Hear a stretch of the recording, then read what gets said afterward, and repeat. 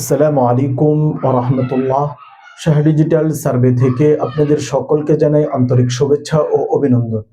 প্রিয় দর্শক, আজকে আমরা যে বিষয়টি নিয়ে আলোচনা করব সেটি হচ্ছে একটা খতিয়ানের মধ্যে দুটি কলাম খুব গুরুত্বপূর্ণ।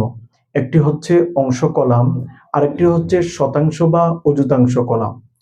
অংশ কলামটি আবার দুই ধরনের, একটি হচ্ছে 16 আনা হিসাবে অংশ নির্ধারণ, আরেকটি হচ্ছে হাজার পদ্ধতিতে অংশ নির্ধারণ।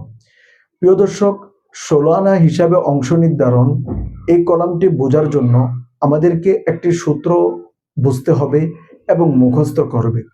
আপনারা দেখতে পাচ্ছেন আমি বোর্ডে একটি সূত্র উল্লেখ করেছি। সূত্রটি হচ্ছে আনা গন্ডা করা ক্রান্তি তিল। এখন আমরা 16 আনাকে যদি গন্ডায় পরিণত করি তাহলে কত আসে, অনুরূপভাবে 16 আনাকে যদি আমরা কড়াই পরিণত করি তাহলে কত আসে, আমরা তা বোর্ডে দেখব। আপনারা দেখতে পাচ্ছেন 16 আনা সমান সমান 320 ঘন্টা।